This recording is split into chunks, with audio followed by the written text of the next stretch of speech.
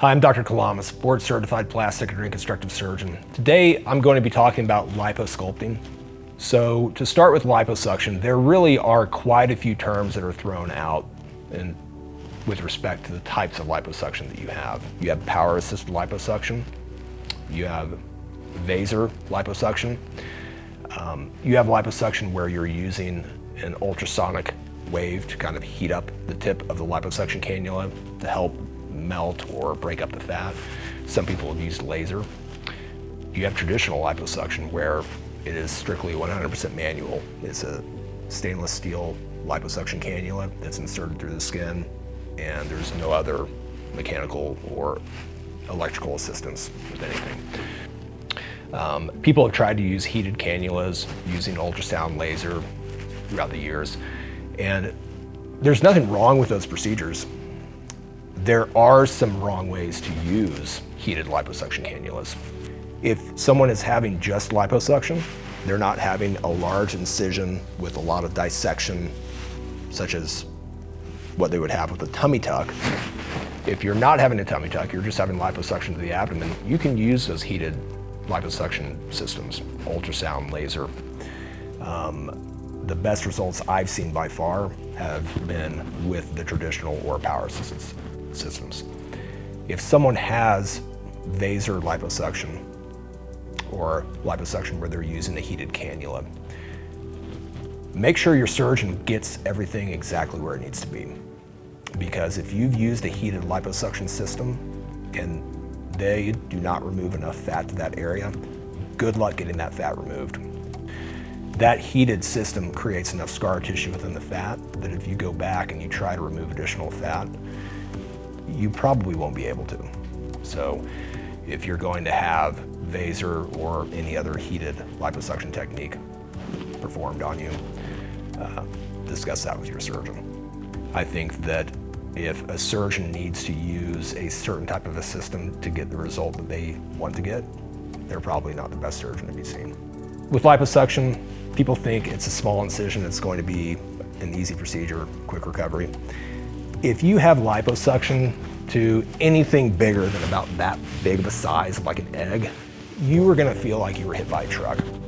Small, tiny incisions to get that access, but it's like a bomb that goes off underneath your skin.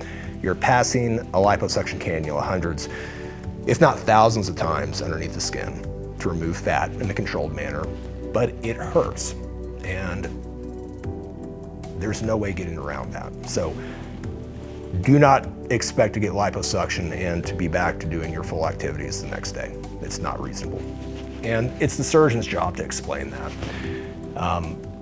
People do tolerate it very well when they have appropriate regional nerve blocks.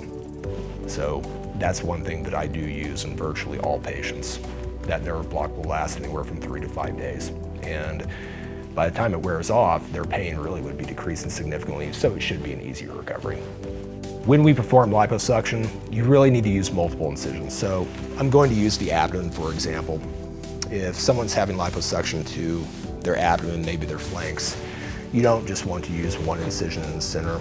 You don't just want to use one incision on the right side and the left side, because that incision is further and further away from the tissue you're going to be removing to the upper abdomen, for example. If you make the incision down by the waistline, you're going to be able to remove fat close to that incision pretty effectively. The further away you get from it, it becomes more difficult to predictably remove all that fat. And by definition, a liposuction incision should never be visible. They're typically 1/4 of an inch, maybe a little bit longer. But that is short enough of an incision that when it heals, you're not going to see it. So don't worry about how many incisions are used. You want more incisions to be used.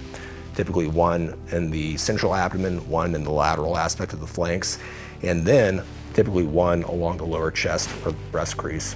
If you do that, you're able to approach all areas of the abdomen with the same concentration of that liposuction cannula being passed, and you can get very good results. Not all liposuction techniques the same.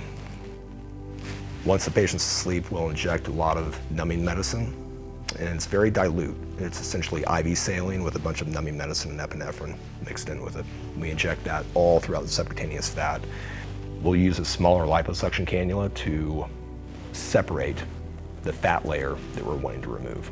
So you're separating it from the fat above and possibly from fat below. Once you have that separated, you go in with a larger cannula and you aspirate it. And that's how you can get very safe, predictable results with it. After you remove the fat, you still want to go in typically with a basket cannula, which is a little bit larger of a liposuction cannula. And oftentimes we'll do this without suction on the cannula. But we go in with this cannula and we pass it throughout the very superficial fat, as well as throughout any deeper layers, to smooth everything over. And that fat equalization is one step that is, I think, not carried out by a lot of surgeons, but it's the most important step. Everything in surgery should make sense. There's not anything magical about it. So if someone's saying that the terminology is really complex, or I don't have time to take you through the steps of it, that's a huge red flag. It's very easy to explain in layman terms so everyone can explain it, or everyone can understand it. That really is the bulk of liposuction anywhere in the body. There are certain areas you want to be really careful doing liposuction in, like in the neck or the face. You can do it. You just do not want to go overboard with it. So if you have more questions or would like more information, visit our website or call our clinic to schedule a consultation.